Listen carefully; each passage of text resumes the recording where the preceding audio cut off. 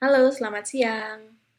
Kali ini kita akan belajar mengenai fitur-fitur standar yang ada di Zoom Cloud Meeting yang perlu diketahui terutama orang-orang yang akan menjadi host di sebuah meeting di Zoom online.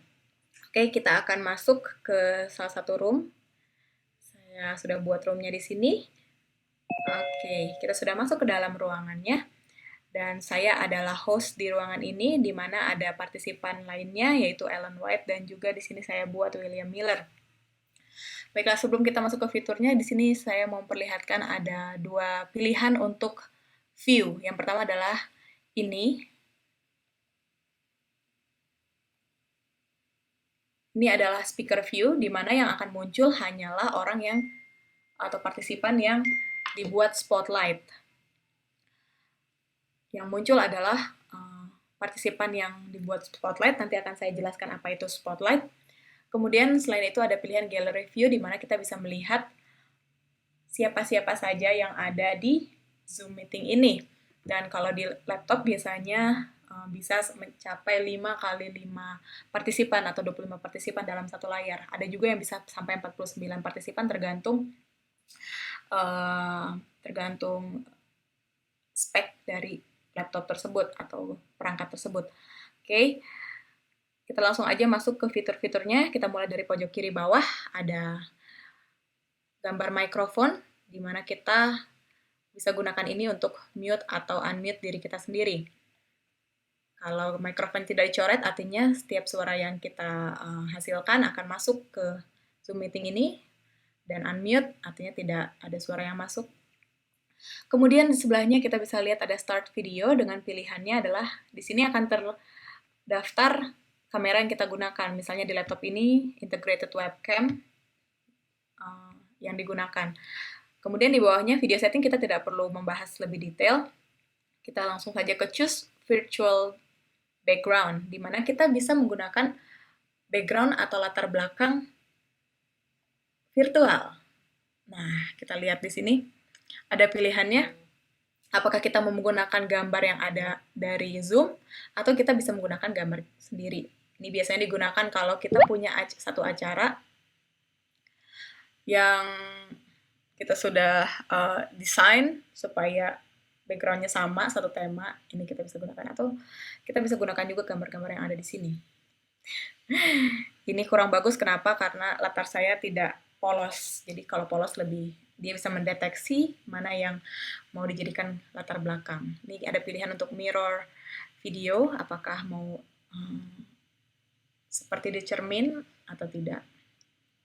Oke, ini green screen, tidak perlu juga. Oke, kita tutup. Sebelahnya ada tab security, di sinilah yang kita perlu perhatikan. Yang pertama ada pilihan log meeting. Log meeting ini kalau kita cek, artinya setiap orang yang mau masuk ke Zoom ini, meeting room ini tidak akan bisa. Artinya meeting ini terkunci bagi siapapun yang mau masuk. Jadi siapa saja yang sudah di dalam yang bisa tetap ikut meeting ini.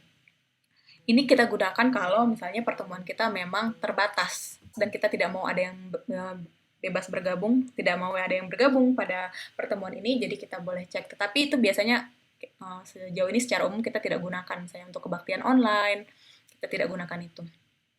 Kemudian ada enable waiting room. Kalau kita cek, jadi setiap orang yang akan mau bergabung ke meeting room ini, dia akan masuk ke satu ruang tunggu di mana kita si host atau co-host bisa admit, artinya menerima dia untuk masuk atau menolak dia untuk masuk.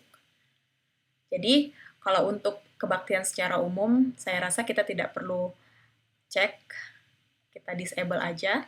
Artinya setiap orang boleh masuk ke ruangan ini. Tapi kalau kita memang mau rapat untuk terbatas, kita bisa gunakan waiting room, sehingga kita bisa memilih apakah kita mau mengizinkan orang tersebut masuk atau tidak. Kemudian di bawahnya ada allow participants to, yang pertama share screen, ini sangat penting. Sebaiknya kita tidak cek. Kenapa? Kalau kita cek, artinya semua, siapapun itu mau host, co-host, atau partisipan biasa, dia dapat berbagi layar atau share screen. Sehingga itu akan membuka peluang untuk orang yang tidak diinginkan dapat mengacaukan meeting kita. Jadi sebaiknya kita tidak cek sehingga yang bisa share screen, membagikan layarnya hanyalah host atau co-host saja.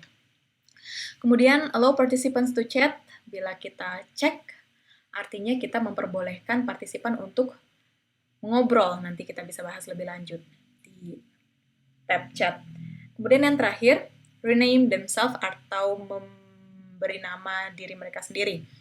Jadi kalau kita cek artinya nanti peserta yang masuk bisa mengganti nama mereka, dan saya sarankan kalau untuk kebaktian secara umum kita perbolehkan mereka untuk memberi nama atau rename themselves karena biasanya ada orang-orang yang masih baru dalam Zoom, sehingga ketika mereka masuk, nama mereka belum diganti ketika mereka join meeting, sehingga namanya masih nama perangkat bawaan. Misalnya, merek tertentu, namanya jadi merek perangkat itu, gitu. Jadi, sebaiknya diperbolehkan untuk rename themselves, sehingga ketika sudah masuk, mereka mau ganti nama, masih bisa.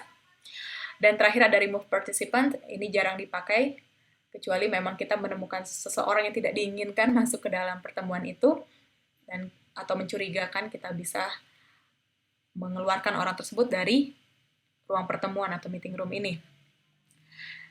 Dan kalau kita setting di website untuk dia tidak bisa masuk, jadi setiap orang yang kita remove tidak akan bisa join lagi dalam meeting room ini. Selanjutnya di sebelahnya ada manage participants. Nah, di sini terlihat siapa saja yang ada di meeting ini, dan di sini terlihat ada 3 participants. Dan saya akan menjelaskan satu persatu apa yang kita bisa lakukan terhadap participants ini. Ini tertulis IYC, host, yaitu saya sendiri. Kita bisa mute-unmute mereka. Kenapa di sini tidak ada tulisan unmute sebagaimana IYC dan Ellen White? Karena di sini William Miller tidak menyalakan audionya. Jadi kita tidak bisa unmute karena memang tidak masuk dan keluar juga suara di perangkat dia. Dan kalau kita klik more di Ellen White, akan tampil pilihan seperti ini. Yang pertama chat, kita bisa chat langsung ke Ellen White, atau kalau kita mau chat yang lain juga bisa, kalau memang sudah diizinkan di setting. Kemudian stop video, karena di sini Ellen White sedang menyalakan video, kita bisa stop video dari Ellen White. Dia akan tertutup videonya. Oke. Kemudian kita lihat lagi, ask to start video, kita bisa meminta Ellen White untuk menyalakan videonya. Tapi saat ini dia belum menyalakan videonya. Kita lanjut. Di bawah stop video ada spotlight video. Ini adalah pilihan di mana kita meminta untuk kita menjadikan video dari Ellen White ini menjadi video yang menjadi spotlight atau sorotan. Nah, demikian. Jadi dia paling besar. Biasanya ini untuk pembicara, kalau dia sedang bicara supaya tidak tertutupi atau terdistraksi dari video-video lain, kita hanya akan fokus ke video yang kita spotlight saja. Kita bisa cancel spotlight untuk kembali ke sebelumnya, tetapi kenapa dia masih ada di sini? Karena kita tidak men-spotlight video yang lain. Oke, kita kembali ke gallery view aja. Kemudian ada make host. Jadi saat ini saya sebagai host, tapi saya bisa memindahkan host ini kepada partisipan lain dengan cara make host. Tapi saya sarankan kalau memang hostnya masih bisa mengoperasikan, lebih baik hostnya tetap, tetapi bisa memilih co-host untuk melakukan hampir semua yang bisa dilakukan oleh host. Jadi contoh di sini saya akan menjadikan Ellen White menjadi co-host. Saya make co-host, yes. Dengan demikian, Ellen White bisa melakukan hampir semua apa yang saya lakukan, tetapi nanti saya akan jelaskan ada beberapa yang tidak bisa dilakukan oleh co-host. Kemudian, saya juga bisa menarik lagi kalau saya tidak ingin dia menjadi co-host. Oke, saya tetap make co-host aja. Saya juga bisa mengganti nama para partisipan.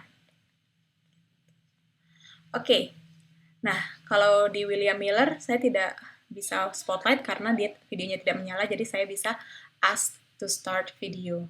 Jadi saya akan muncul di sana permintaan untuk memulai video, dia bisa memilih OK atau later, atau nanti. Baik, di bawahnya kita bisa lihat ada pilihan yes, no, go slower, go faster. Mungkin akan berbeda di laptop teman-teman. Kenapa? Ini bisa disetting di website. Jadi ini namanya ada non-verbal response, kalau tidak salah. Jadi akan muncul kalau kita mau partisipan kita memberikan respon terhadap apa yang ada di pertemuan ini. Misalnya, ya, kalau sedang bertanya bisa dijawab yes, no, mau minta lebih lambat, lebih cepat, dan sebagainya. Tapi ini tidak terlalu signifikan sih jadinya. Nggak perlu deh kayaknya. Oke, kita lihat ada invite, kita jarang pakai juga karena biasanya kita masuk ke satu meeting room itu dengan nomor ID, meeting ID. Jadi jarang diundang melalui email atau kontak. Jadi ini tidak perlu begitu kita bahas. Kemudian ada pilihan mute all. Kalau kita klik ini, semua yang partisipan mic-nya akan termute, tercoret, sehingga mereka tidak bisa berbicara. Dan kita diberi pilihan apakah kita mau mengizinkan partisipan untuk unmute diri mereka atau tidak. Dan saya memilih untuk tidak mengizinkan, tapi yang bisa mute dan unmute adalah host dan co-host. Jadi co-host tetap bisa unmute diri mereka sendiri. Hanya partisipan biasa yang tidak bisa. Oke, kita ke sebelahnya ada unmute all, kebalikan dari mute all. Dan saya bilang ini ranjau. Hati-hati dengan tombol ini, karena seringkali pernah beberapa kali meeting kami kepencet unmute all dan semua suara dari partisipan keluar, cukup berisik dan kacau dan mengganggu pastinya. Jadi saya sarankan hati-hati dengan unmute all ini. Ini sebaiknya tidak dipencet sama sekali untuk menghindari, kecuali memang acara sudah selesai dan kita mau mendengar respon dari orang-orang. Tapi kembali, saran saya tidak usah di unmute all. Sebelahnya kita bisa lihat beberapa sudah ada tadi di security. Yang pertama, kita lihat mute participants on entry. Artinya kita mau setiap orang yang baru join ke meeting room ini, mereka akan dalam keadaan mute. Sehingga suara-suara yang tidak diinginkan tidak perlu masuk. Jadi saya sarankan untuk di-tick. Kemudian allow participants to unmute themselves. Seperti yang tadi saya bilang, saya sarankan tidak diizinkan, jadi jangan di-tick untuk mereka unmute diri sendiri kecuali host dan co-host. Allow participants to rename themselves. Yang saya juga tadi bilang, saya pribadi sih untuk ibadah secara umum diizinkan saja untuk mengganti nama. Di bawahnya ada play, enter, or exit chime. Artinya ketika orang masuk atau keluar akan ada bunyi. Biasanya kalau masuk ting dong gitu atau keluar ting gitu.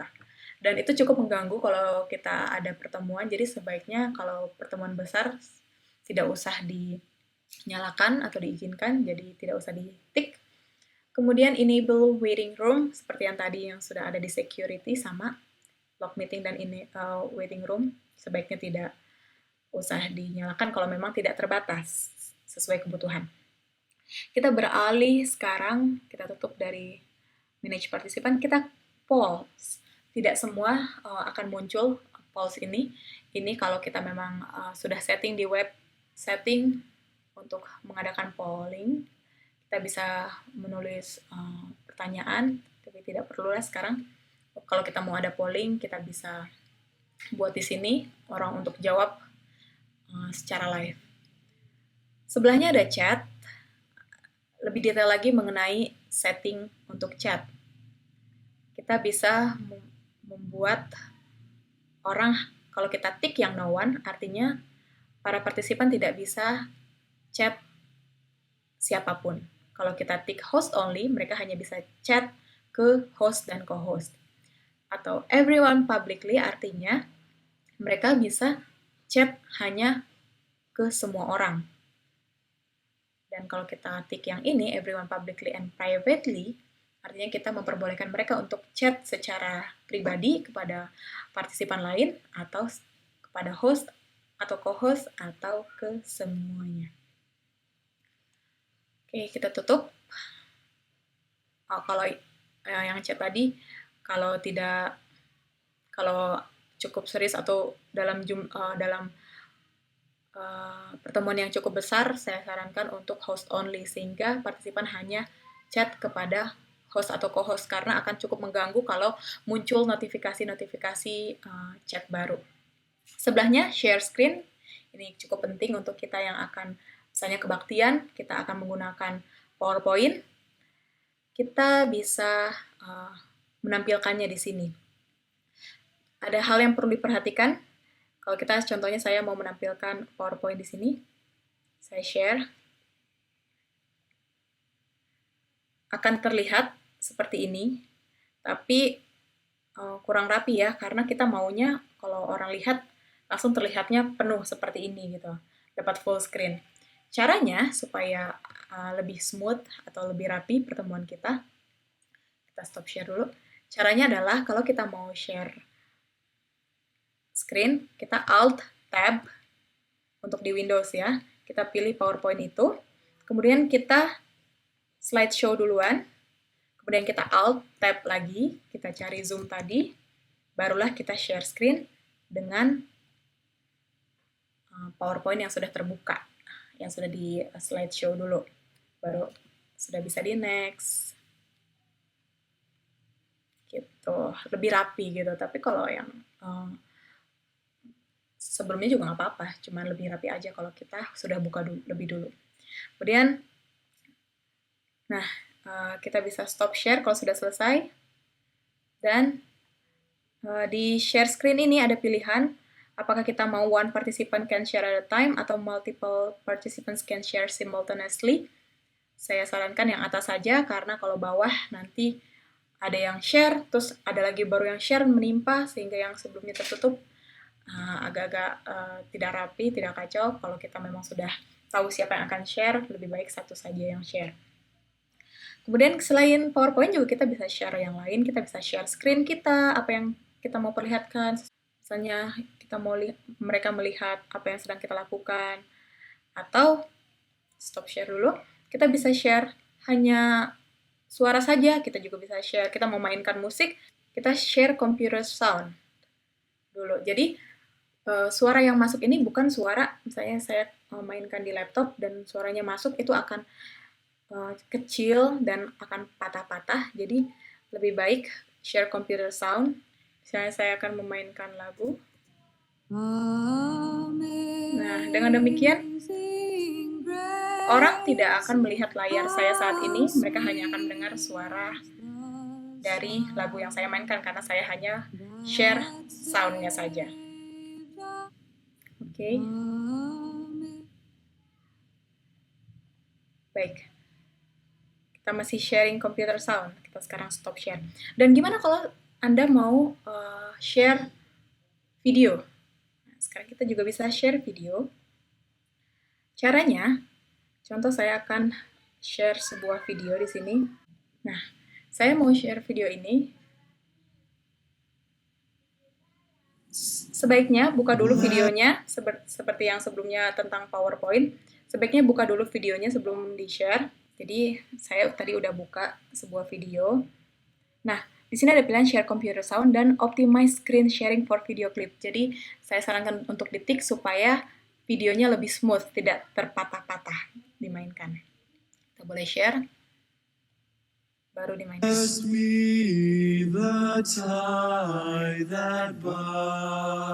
Lebih smooth. Kalau tadi kita nggak optimize, itu akan seperti patah-patah. Baik, demikian cara untuk share screen. Kita juga bisa share screen untuk aplikasi lain mungkin yang sedang kita mau tunjukkan, itu bisa. Oke, lagi ya, tentang share screen, kayaknya itu baru itu yang umum yang kita perlu ketahui. Kemudian ke record, sebelahnya ada record, ada dua pilihan, record on this computer dan record to the cloud. Jadi ini adalah fitur di mana kita bisa merekam segala sesuatu yang tampil di Zoom meeting kita. Ada yang bicara, ada yang menampil share screen, semuanya akan terekam di sini. Dan pilihannya ada record on this computer, kita bisa merekam apa yang terjadi di Zoom ke komputer kita. Cuma kelemahannya adalah kalau kita record on this computer, nanti kalau kita misalnya sinyalnya lemah dan kita jadi keluar dari room ini, maka rekamannya akan terputus di situ. Tapi kalau record to the cloud, meskipun kita sudah keluar, dia akan tetap merecord sampai meeting ini di end meeting. Jadi masih terus berjalan. Jadi saran saya untuk record to the cloud, dan setahu saya kira-kira kita punya storage-nya tuh sampai 15 jam rekaman. Jadi habis record to the cloud terus kita ambil, sebaiknya hapus supaya kita bisa terus isi dengan rekaman berikutnya. Oke, sebelahnya breakout rooms. Ini akan dijelaskan lebih detail di video lainnya. Ini adalah fitur di mana kita bisa membagi kelompok di dalam room ini. Jadi contohnya kalau di kebaktian kita perlu bagi kelompok untuk sekolah sahabat, bagi kelompok untuk diskusi, kita bisa gunakan breakout rooms. Jadi akan terbagi menjadi beberapa kelompok dengan room yang berbeda-beda, padahal masih di room ini. Itulah kira-kira sub-rooms ya. Kemudian reaction, kita punya dua reaksi yang bisa kita tunjukkan. Yang pertama clap atau tepuk tangan, dan thumbs up atau jempol. Kemudian di sebelahnya ada live on YouTube. Karena saya sudah setting di sini live-nya hanya ke YouTube, sebenarnya ada 3 pilihan, live on YouTube, atau workplace on Facebook, atau Facebook. Jadi kita bisa pilih, tapi salah satu aja, cuma bisa YouTube atau Facebook aja. Gitu. Jadi kita live on YouTube, nanti kita akan diarahkan untuk login ke YouTube yang ingin di-live-kan. Oke, kira-kira itu aja sih yang perlu kita ketahui dari fitur-fitur standar dari Zoom, terutama bagi yang host. Semoga bermanfaat, dan kalau ada pertanyaan silakan disampaikan di kolom komen, dan jangan lupa subscribe di YouTube Indonesia Youth for Christ untuk video-video khotbah dan seminar-seminar yang diadakan oleh IYC lainnya. Terima kasih, Tuhan memberkati.